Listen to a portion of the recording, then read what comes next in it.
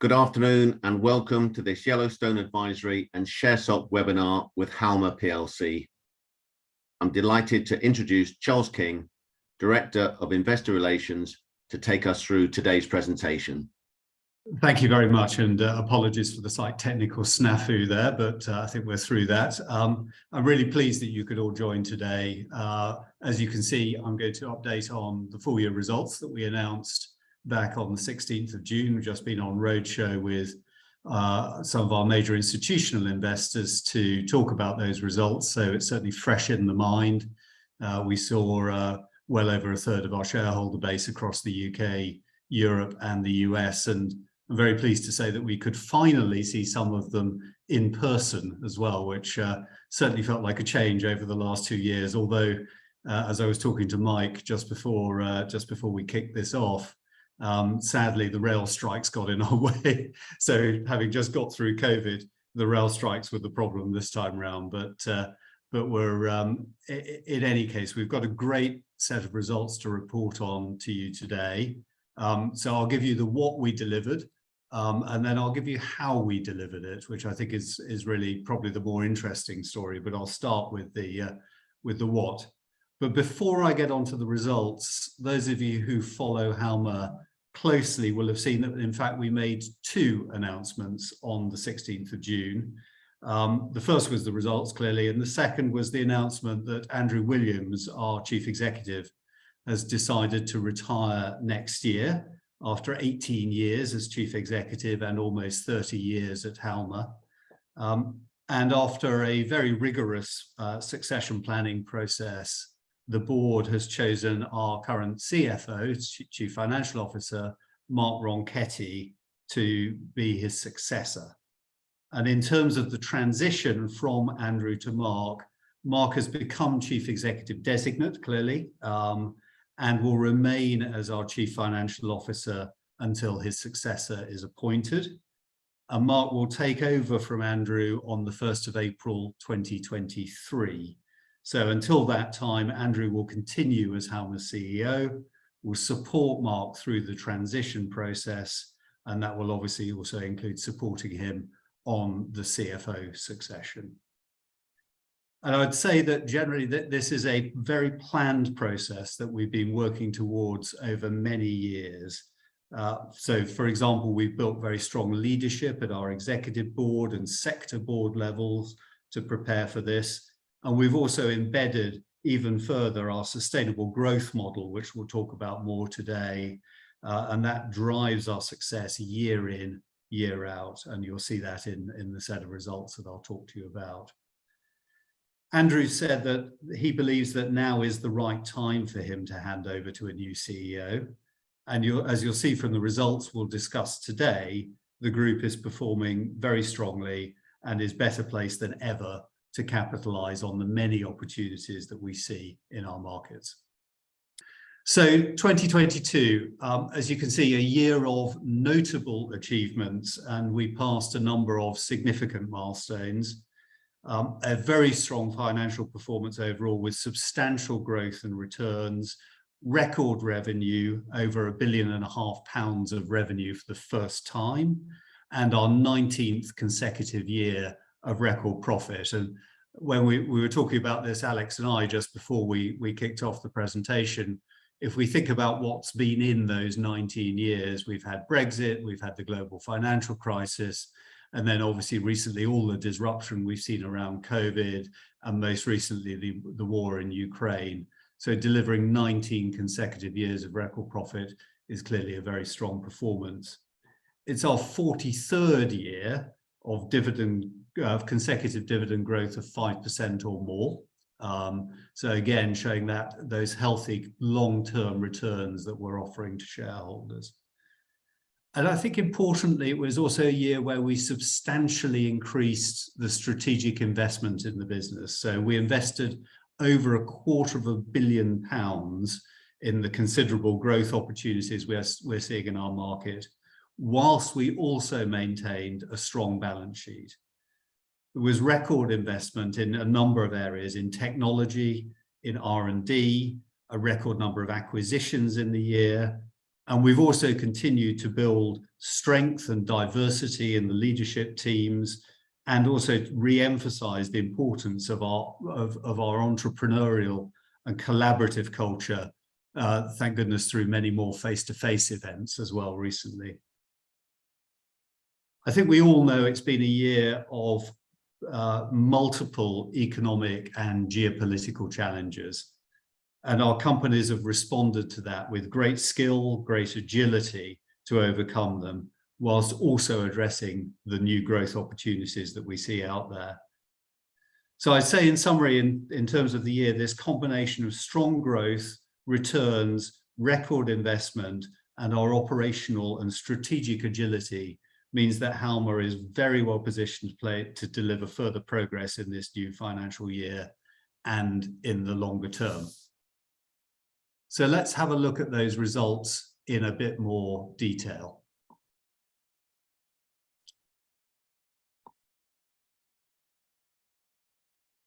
I've already mentioned that we've delivered record revenue and profit. Revenue increased by 16%, adjusted profit by 14% to £316 million, and statutory profit was up 20%.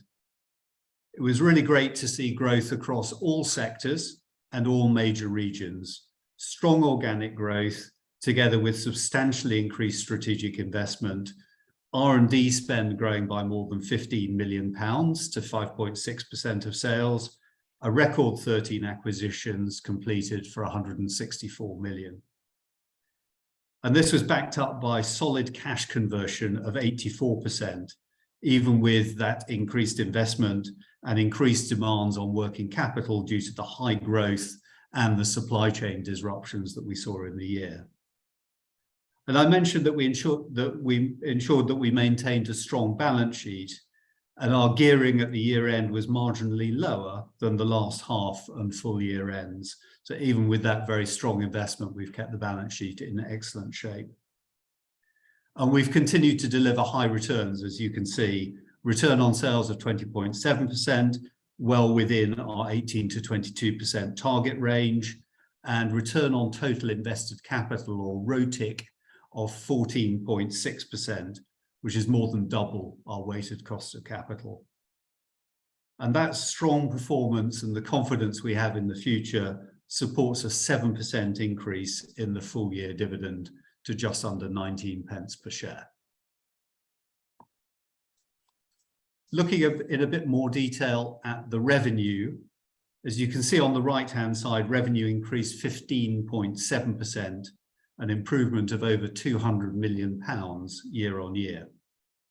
If I work from the left to the right of the slide, organic constant currency revenue grew faster than that at 17.4%. And as I said, this growth reflects the widespread demand across all sectors and all major regions. This is no doubt in part benefiting from customers protecting themselves against disruption, but is more fundamentally being driven by our underlying market demand, supported by the very strong long-term growth drivers in our markets. It's also great to report a contribution of 4.8% from acquisitions, driven by a high level of activity, 13 acquisitions completed in the year, plus the purchase of a further company called Deep Trekker shortly after the year end. And this was partly offset, as you'll see from the chart, by the effect of two disposals, Fiberguide Industries in the second half of the previous year and Texacom in August of the year under review, both part of our ongoing portfolio management. And all of this, together with a 3.3% negative effect from currency as sterling strengthened, completes the bridge to our reported revenue increase of 15.7%.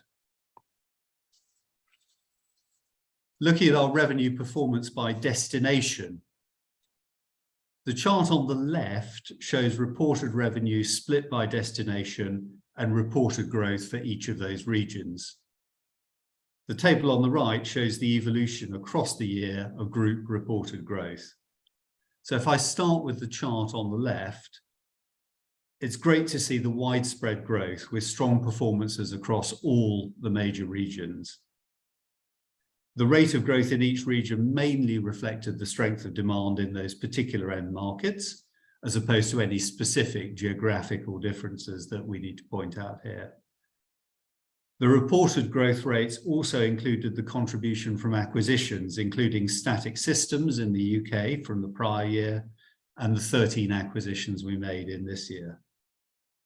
And that was offset in part, as I mentioned before, by the disposals of Fiberguide and Texacom, which principally affected the US and the UK respectively, and also from currency. So looking at performance through the halves in the top right box, it's great to see further sequential revenue growth of over £50 million in the second half, with revenues 7% higher than the first half and 13% higher than in the second half of last year. If I look now at the organic constant currency growth by region, split between the first half and the second half, that's in the bottom right-hand corner, we can see strong rates of widespread growth across all major regions, with the half years showing exceptional growth in the first half and continued strong growth in the second half. The main driver of the difference being the growth rates, being the strength of the comparative periods in the prior year. It's worth noting here that if we take a step back from the detail of the specific period comparators, the 2-year compound annual growth rate has been circa 7%. So that's ahead of our KPI and reflects the underlying growth and resilience of our model through what has been a challenging period. So then looking at profit, we delivered a record profit with strong growth on both a reported and an organic constant currency basis. Profit grew sequentially in the second half of the year, despite the return of discretionary variable overhead costs as our business activity recovered through the second half. So looking at the detail and working again on the slide from left to right, organic constant currency profit was up 15.4%. And as with revenue, profit growth in the half years was heavily influenced by the strength of the comparative. And that's an effect we're also likely to see next year, especially given the very strong return on sales performance in the first half of the year under review. The second half also includes a net release of £3 million from provisions. This comprises a £5 million release of the centrally held provision for the risk of customer bad debt as a result of the COVID pandemic. And that was offset partly by an increase of £2 million in provisions in relation to bad debt and contract risk relating to our decision to cease trading with Russia. The effects of profits on profit of disposals, net of acquisitions and of currency were similar to those on revenue, as you'll see, and that completes the bridge to the headline profit growth of 13.6%. So looking at the performance against the KPIs, clearly a very pleasing and strong performance with revenue and profit growth significantly ahead of our KPIs, continued high returns, and all of this delivered while significantly increasing our investment for future growth, supported by solid cash generation and this continued strength of our balance sheet.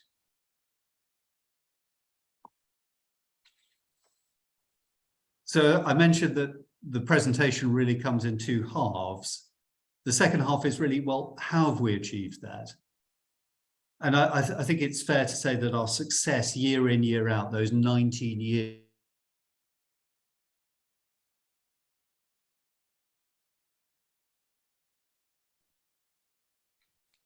Charles, you may just have frozen there. it's a well-established system with 6 interdependent elements, which means that every decision takes into account its impact on how the system works, not just in isolation. Charles, can I just interrupt you there and ask you, would you mind starting this slide again? Because I think we lost you as you froze in terms of the sustainable growth model. Okay, let me go from the top. Thank you, Alex. Apologies for the internet. So I was talking about how we had achieved those very strong results in the year. And I would say our success year in, year out is enabled by the sustainable growth model that you see here on the screen. It's a well-established system with 6 interdependent elements. And that means every decision that we take takes into account its impact on how the whole system works, not just each element in isolation. At the top of everything is our strong purpose of growing a safer, cleaner, healthier future for everyone every day. It answers why Halma exists and gives us significant opportunities for growth and to create value for our shareholders. Halma's purpose has always addressed significant, long-term global issues. Our founder, David Barber, who sadly passed away earlier this year, passionately believed in this purpose-driven, long-term approach. The purpose has gradually evolved over the past 50 years to reflect an ever-changing world of challenges and opportunities, which today include climate change, increasing demands on life-critical resources, the need for better healthcare, and ever higher safety regulations. So looking then at the next 3 elements of our model, the DNA, growth strategy, and business model, these provide an insight into how we deliver sustained success. Our DNA defines our organizational and cultural characteristics. Our growth strategy focuses on our strategic investment priorities, and our business model gives us the agility to respond rapidly to changes in markets and technologies, both operationally in our companies and strategically through managing our portfolio. Together with the purpose, these elements empower our leaders and our teams to make decisions, be innovative, and create a really winning culture in the business. All of that has been particularly critical, I would say, over the last couple of years. I'll cover the final 2 elements of leadership and sustainability in more detail later in the presentation, but for now, 2 brief comments. Investing in the development of our leadership and people has been a key differentiator for Halma. And secondly, right from David Barber's early strategic plans, Halma has always had sustainability at its heart, whether it's through the self-sustaining financial model that he created, through the easily scalable organizational model that he designed, or simply through his choice of environmental monitoring as one of Halma's first target markets and growth drivers. So let's break that down a bit and look at a bit more detail about various elements of the model. And I'll start with organic investment, move on through M&A, leadership, etc., and end with sustainability. But let's start with organic investment. And I mentioned it had been a record year for organic investment. And I think one of Halma's key strengths is the ability to deliver both a strong performance in the shorter term, whilst simultaneously increasing investment to sustain growth over the longer term. And alongside CapEx, I'll now highlight 3 areas of current organic investment, starting with R&D expenditure, which is determined by each individual company, and that grew 21% in the year to £85 million. And that really reflects the confidence we have in our long-term growth opportunities. R&D spend includes investment in digital products and solutions, and it's pleasing to see the digital revenue increased by 15% to over 40% of group revenue. And revenue from IoT solutions and from software and services was up by more than 40% and is now 7.5% of our total group revenue. We're helping accelerate our company's digital and IoT product development through several initiatives. These include establishing common technology platform modules they can use through external partnerships, Halma venture investments, and finally, technology spend to support our operations and business activities, which increased by £7 million to £11 million overall. We're also upgrading our IT infrastructure to simplify the way in which central functions collect data from our operating company systems. So examples of this include our treasury management system, which we put in this year, and new finance and talent management platforms, which we're currently installing. We're also upgrading our global security architecture, very important in this era of cybersecurity threats. And that has the added benefit of giving us more secure and more seamless connectivity between each of our individual companies. And it's also good to see that each of our individual companies are investing in their own systems with improved technology solutions as they become more digitally enabled as businesses. So moving on to M&A. Our business model and organizational structure is built to support continuous M&A activity. This is purpose-driven, focused on companies and markets where growth opportunities are driven by meeting global challenges such as climate change, protecting people at work, growing demand for healthcare, and rising demand for life-critical resources such as clean water and clean air. M&A not only adds more revenue and profit capabilities to the whole group, it also de-risks exposure to markets which no longer offer good growth and high returns through disposals. Our deals this year have been broadly spread geographically. The UK, the USA, Australia, and several countries in mainland Europe, and they've been spread across all three sectors, with the addition of a dedicated E&A, environmental and analysis M&A team working very well indeed for us in this year.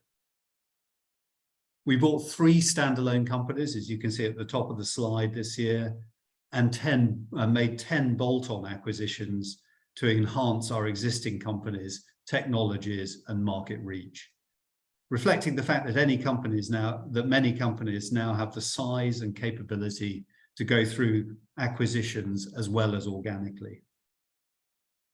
We made 1 disposal, Texicom, in the year in the safety sector for 65 million to exit from a market which did not offer sustainable growth and returns. And shortly after the year end, we acquired Deep Trekker, based in Canada, for £37 million. So that brings total spend to roughly £200 million.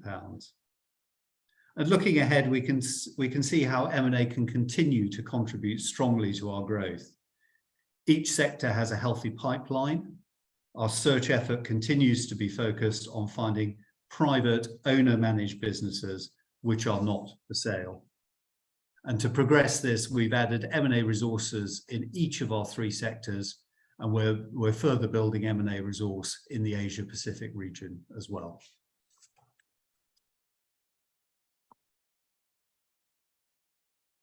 Our business model has been tested like never before over the past 2 years, and I would say it's passed with flying colours. Our companies, led by their boards, have the resources, the agility, and the authority to respond to changes in their markets. They benefit from our collaborative culture, which helps address new opportunities and allows them to solve common issues together with other Halma companies. In addition, Halma's growth enablers provide the resources and high-level expertise of a large global business, while still retaining the advantages of being small, agile companies close to their markets.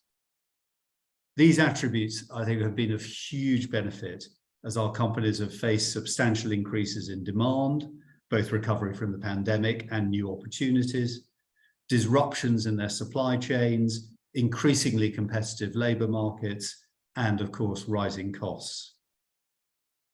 So let me share a few specific examples of how our companies have dealt with some of these challenges in the year. Starting on the left with Ocean Insight, which is a Florida-based spectroscopy company. Ocean Insight used its optical sensing technology to enter the metals recycling market in the year, developing a new solution to rapidly sort specific alloys, specific aluminium alloys, in fact, for recycling. And this allows for 95% energy savings over mining primary aluminium. Other companies have collaborated and shared ideas on adding capacity and new work patterns. So, for example, Fortress Safety, a Wolverhampton-based safety interlocks business, and our utility telemetry company, HWM, based in South Wales, adopted new shift patterns around a 4-day week, with Fortress also adding a new 3-day Friday to Sunday shift to attract a new pool of talent and increase capacity, given the very strong demands they were seeing in their markets. This brought unexpected benefits, I'd say, in improving employee engagement, allowing manufacturing staff to feel that they've also gained greater flexibility in working patterns alongside their office-based colleagues and who have been enjoying new hybrid working routines. Minicam, in terms of investing in new production facilities, our UK-based pipeline inspection company, quickly adjusted its supply chain challenges by expanding their in-house manufacturing capabilities. They were faced with sourcing an alternative camera chip, which required a new soldering process. And with Halma's help, they were able to order new manufacturing equipment so that they could ensure that production continued. And a number of our companies were able to use proactively the flexibility of their global manufacturing footprint to mitigate the disruption that they saw in the year. So, for example, BEA, our Belgium-based motion and safety sensor company, built stock ahead of lockdowns in China and transferred that stock to Belgium, and also increased their manufacturing capability in Belgium and in the USA to meet high demand for their products and to de-risk their global manufacturing footprint. So these are just a few simple examples showing the power of Halma's business model in giving our local leaders agility and autonomy to act in their best interests without seeking approval first.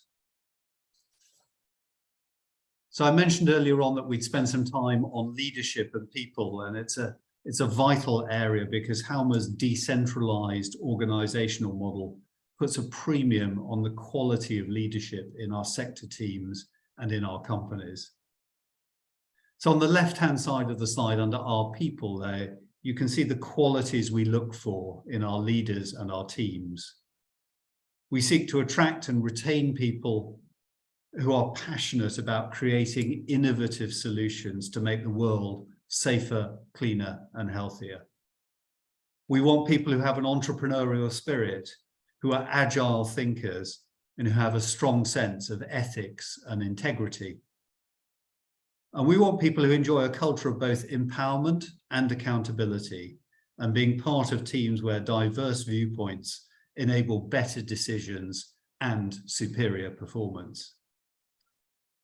So where have we been focusing our investment recently? And if you look at the middle, the key areas there. Firstly, proactive succession planning, identifying and developing high potential leaders, moving people around Halma to broaden and deepen leadership experience, to take on larger roles, and ensuring leadership training for all our senior leaders for the challenges arising from the pandemic. Our graduate program, which we call the Halma Future Leaders Program, has continued throughout the pandemic and is now 10 years old. We have 11 former Halma Future leaders now sitting on our company boards, and we recently made the first former Halma Future leader managing director appointment, so someone running our companies who's graduated from that course. And next, we look to continually strengthen and deepen our culture, supporting leaders to make rapid progress on the big issues such as innovation, digitalization, inclusion, and of course, sustainability. And given the impacts of the pandemic, we're reconnecting Halma leaders through a series of new face-to-face programs, re-establishing that collaborative culture that's so important, and also embedding the sustainable growth model for new leaders who've joined over the past 2 years. So looking on the right-hand side of the slide, what have been the outcomes of that investment and that effort that we put in over the last year? Firstly, I'd say Halma leaders are committed to sustaining success over the longer term as well as over the shorter term. And that's exemplified by the continued investment in the business that we're seeing, for example, in the big increase we saw in research and development during the course of the year that I mentioned earlier. Secondly, we've seen in this past year the benefits of effective succession planning. All 3 of our sector CEO internal promotions come from our divisional CEO ranks. We made 2 further internal promotions to divisional CEOs in the year. Louise Makin took over seamlessly from Paul Walker as chair, and I've no doubt the same will be true as Andrew hands over to Mark over the coming year. Next, our strong progress in diversity, equity and inclusion over many years is transforming our business for the better. We've reduced our gender pay gap. Our female representation on boards and leadership is getting stronger and deeper, with 50% of the Halma board, 60% of the executive board, and 55% of the Halma future leaders being women.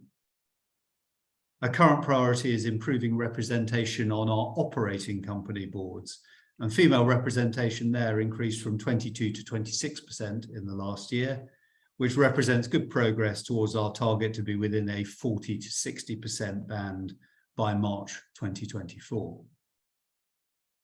In terms of ethnic diversity at the board level, we meet the target of having at least 1 racially diverse board member at Halma and executive board level.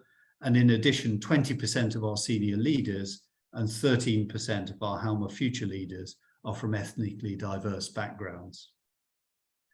From 2023, diversity, equity and inclusion targets will be included in our remuneration plans for the board, for me, and down to the operating company board level. Our progress is supported by global programs across different roles, functions and geographies, including our global gender neutral parental leave policy, creating more flexibility in working patterns, enabling greater gender parity in caring responsibilities, and equipping our leaders with the skills to manage and lead high-performing, inclusive teams. And these initiatives contribute to the high engagement scores reflected in our annual survey of employee sentiment. This year, we retained most of the improvements gained in 2021, with an engagement score of 76% and a high survey response rate of 85%. And I'd say that's a considerable achievement considering the impacts of the pandemic and the current economic factors on all of us. So final slide, just before I wrap up in terms of sustainability and a brief update here. As I mentioned earlier, sustainability has always been at the heart of Halma's approach. And our new sustainability framework is part of our overall sustainable growth model. And it's been created to help our companies meet the needs of ESG and climate change.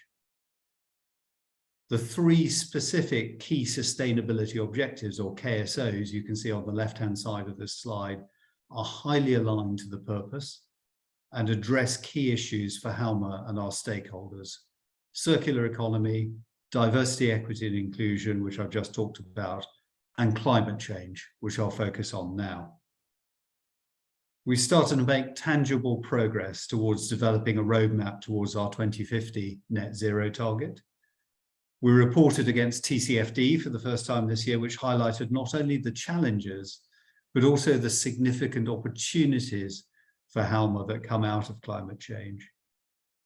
And we made good progress towards our 2040 net zero and 2030 1.5 degree aligned targets for scope 1 and scope 2 emissions, with a 35% absolute reduction in greenhouse gas emissions from our 2020 baseline despite our 14% revenue growth over those 2 years. We rapidly increased renewable energy usage from 8% of our consumption in 2020 to 42% in 2022, so a very significant increase there.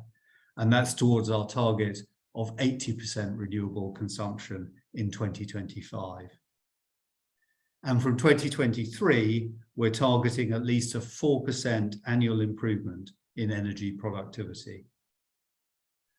Overall, we recognise that Scope 1 and Scope 2 is a small proportion of our total carbon footprint, and Scope 3 will require a significant effort from everyone. And each company is developing their individual sustainability plans, both to increase their positive impact and to reduce the negative. And each sector is addressing the challenges and opportunities as part of our M&A strategy. For this reason, I expect us to show strong progress towards setting appropriate Scope 3 goals during the coming year. So to sum up with 2 slides, the first a very simple one showing our 10-year compound annual growth rates. And a reminder that this is a period that's seen significant impacts and challenges arising from events such as Brexit, the COVID pandemic, and of course, more recently, the war in Ukraine. I would say it's excellent to see compound annual growth rates of both revenue and profit in excess of our KPI, both at 11%. And importantly, for long-term sustainable value, this growth was delivered alongside consistent, strong returns and continuous reinvestment for future growth. So to sum it all up and to confirm the outlook that we've given for the year ahead, I've given you an insight into how the elements of Halma's sustainable growth model have enabled us to make substantial progress in what has been a challenging year. It's provided us with a strong platform for the longer term, driven by our purpose, sustained by our culture and DNA, and with a continued focus on markets which offer us sustainable growth. We've seen how our organizational model gives us scalability and agility to succeed in what remains a fast-changing world. And we've shown that we are substantially increasing investment, both organically and in M&A, which together with our strong balance sheet will ensure that we can continue to meet our customers' needs, both now and in the future. And all of that's reflected in the year ahead. We've made a positive start to the year. We have a strong order book, and order intake is ahead of revenue and in line with the very strong performance that we saw in the same period last year. So with that, we expect to make further progress in the current year and to deliver good single-digit organic constant currency revenue growth and to deliver return on sales similar to the second half of 2021-2022. And with that, I'll stop sharing the screen and we'll move on to some questions. Wonderful, Charles. Thank you very much for that. I know you've been suffering from COVID, so really appreciate you persevering and sticking with us, and indeed keeping this commitment today. We really do appreciate it. Yes, apologies for any gruffness you may have heard there. It's been a challenging week. No problem. You did an admirable job there, given all the circumstances. So thank you for that. We are now going to come on to Q&A. Look, we've had a couple in ahead of time. We've had quite a few come in during the presentation. And just as a reminder, you can vote for these questions if you see something that you'd like to ask and it's already been typed up. You don't need to type it in again. You can just vote for that question. So I'm going to start off and ask the first question here. What is the company's rate of organic growth, excluding acquisitions, over the last 5 years? So the organic growth, organic constant currency growth, what we target is 5%. What we've been delivering is above that level. So our KPI is for 5%. Off the top of my head, we've delivered a bit above that, between 6 and 7%. I don't have the 5-year number to hand. And that's obviously a component of that 11% compound growth that you've seen over that period of time. Thank you. Question clearly on a number of investors' minds, which is it all sounds very good, but why has the share price dropped by 34%? I guess this is just an opinion, really, rather than your view on this. It's always a bit iniquitous for a company to comment on its own share price, but what I hear from the market is it's very much about the, it's not specific to Halma, it's very much about a market rotation. And some of that's been catalyzed by the rise in interest rates that we've seen. So what I hear from talking to analysts and talking to investors is that they've seen similar moves in other highly rated defensive growth stocks, and without wishing to pick too many names out of the basket, a company like Spirax-Sarco, for example, to which we don't have comparable businesses, but we're compared in terms of quality and defensiveness, has seen a very similar move in its share price over the year. And that tells me that, it is very much down to a market rotation, as I say, catalyzed by interest rates rather than anything specific to Halma overall. Thank you. Next question here. Please, could you talk about the rationale to dispose of Texecom and in general Halma's sell discipline? Sure. I mean, so when we look to buy a company, we're looking for companies that are very Halma-like. So we're looking for companies that are aligned with that purpose of building a safer, cleaner, healthier future for everyone every day. And we're looking for companies that are growing healthily and can deliver strong returns sustainably over the longer term. And really the rationale for disposing of any company, whether it's Fiberguide or Texecom, the two disposals in the last 2 years, is really simply the inverse of that. Either they're beginning to move away from the purpose, and to some extent that was true of Fiberguide, which we disposed the year before last, or we don't see the sustainability of growth and returns into the future, which was the case with Texecom. And so we felt that actually that business was better off in someone else's hands. Okay, thank you. A question that came in ahead of time. How do you envisage Halma changing under the new CEO, Mark Ronchetti? Yeah, I think with Mark, I think, I mean, there is constant evolution in Halma. As you can see, there has been over the last 50 years, and there has been over the last 17 years under Andrew. But some things remain constant, and I think Mark would emphasize the continuity of the sustainable growth model. Clearly, within that, individual elements will evolve, but that model that I discussed, the purpose, the culture, the DNA, the business model, the key elements, the financial model within the sustainable growth model that we have, I would expect to remain constant under Mark. Clearly will evolve depending on market circumstances, but I think it's much more likely to be, an evolution rather than a revolution. Let's put it that way. Okay, thank you. A complex question here on the pension side. I don't believe you've mentioned the legacy pension scheme, which moved into surplus for the first time since at least 2005 and probably much longer. I think that's an achievement worthy of note. And back in 2005, the pension deficit was a significant burden, nearly as high as the profit before income and tax. Do you see the pension surplus as likely to become an enduring feature given the current interest and investment conditions? Yeah, I certainly wouldn't want to predict that it will become an enduring feature. But what I would say is that, the pension deficit is relatively small in the overall context of the group. And as you say, on an accounting basis this year, given the movements we've seen in bond yields and inflation expectations, it moved into a surplus. I can't predict what those bond yields, those inflation elements will bring us next year, and it's possible we could move back into deficit on an accounting basis. But what I can say is that we have a very manageable contribution into the pension scheme on an actuarial basis, which is what really matters. And that will be about £14 million in the coming year. So relatively small in the context of Halma delivering well over £300 million worth of profit overall. Thank you. Question here about the management decentralization. Do the OpCo management teams have P&L responsibility? And if not, how decentralized are you really? They do have P&L responsibility, and importantly, they also have balance sheet responsibility.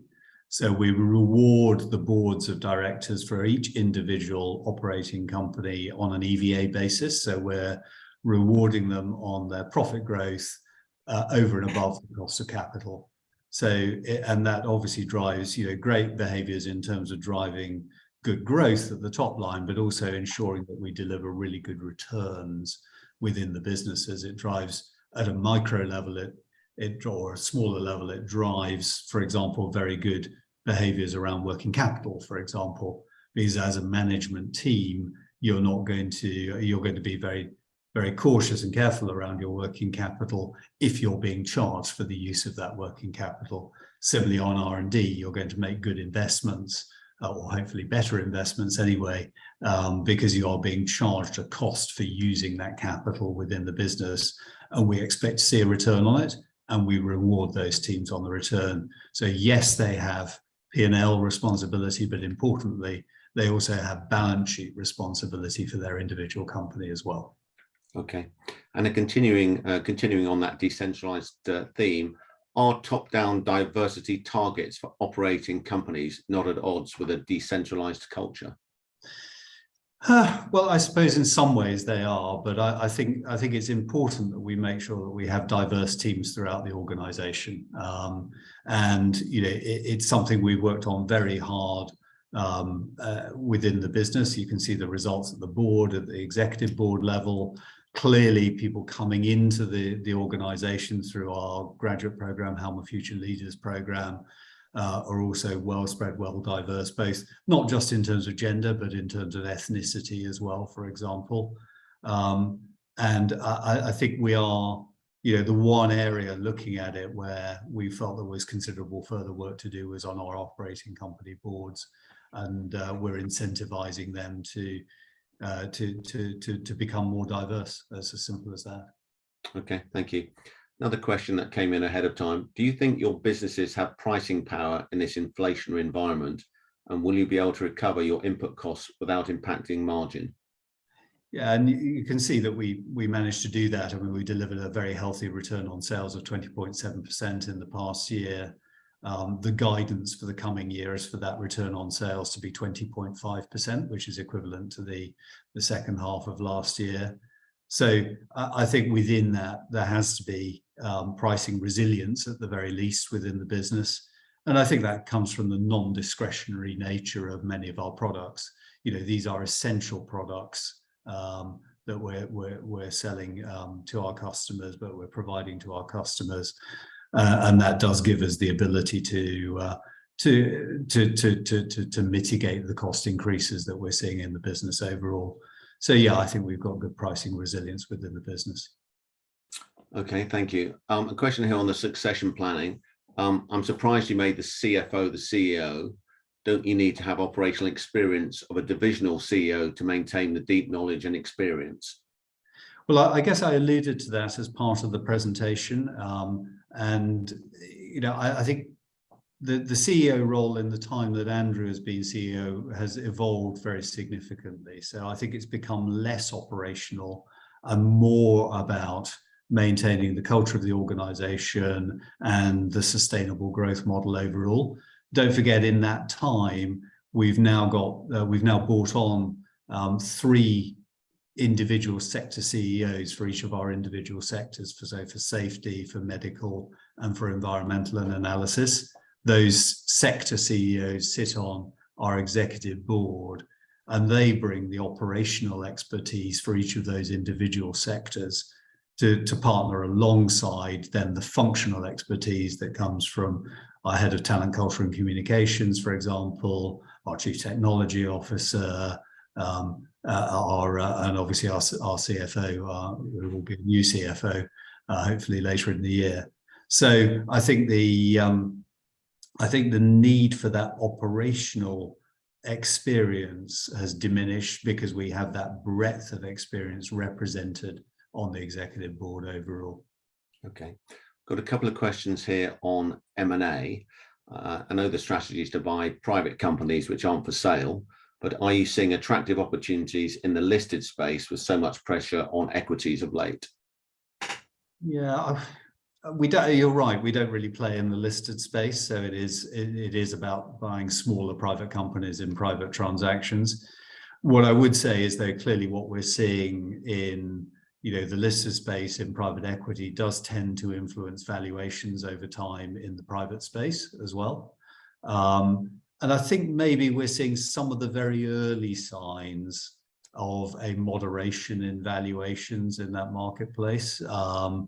There are a few processes that we participated in where we got through to the next round of the process where, frankly, we didn't expect to. And then maybe that's indicating that some of the very high valuations that we've seen in the market as a result, frankly, of very cheap money, that are beginning to sort of come out of that market overall. So maybe we're seeing some degree of benefit, but it's probably a little bit too early to call it as a trend. But we are seeing maybe some initial signs. Okay, and following on from that, can you scale your M&A at current multiples? And the questioner says, I estimate 12 times EBIT, or will they have to drift higher? Yeah, we're probably buying in a 10 to 12 EBIT range. We've been very successful, as you've seen in the last year, making 13 acquisitions, 14 if you include Deep Trekker just very shortly after the year end. Yeah, I mean, absolutely, we can find good, healthy, growing businesses that offer sustainable growth and returns over the long term for those sorts of multiples. Okay, just a reminder, we've got a couple more minutes for questions. I've got one outstanding, but if you do have a burning desire to ask a question to Charles, now's your opportunity. So the last question we have currently is, how will the strong dollar affect your business? Yeah, well, I would say the weakness of sterling is going to be the bigger effect, because obviously we're trading both in dollars and euros. So I sort of look at it from a sterling-centric point of view. We saw a headwind clearly from currency last year. We'll see a tailwind in all likelihood this year. So you'll see a benefit from foreign exchange translation. My rough estimate is probably pretty much the inverse of what we saw last year. So we saw 3 or 4% headwind last year. We'll probably see something like that, 3 or 4% tailwind this year from foreign exchange translation.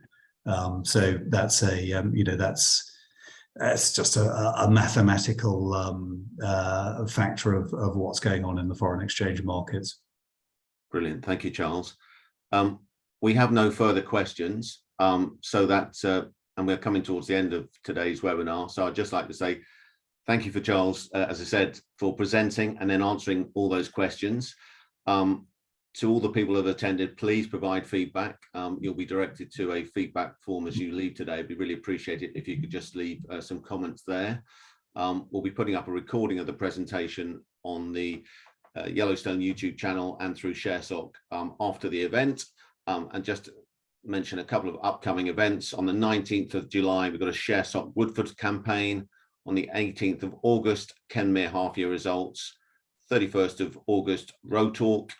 And then on the 14th of September, company webinar with Cerillion. So that brings us to the end of today's webinar. Again, I'd like to thank Charles for presenting and answering those questions, and for everyone attending, and we hope to see you all soon. Thank you. Thank you, Alex. Thanks.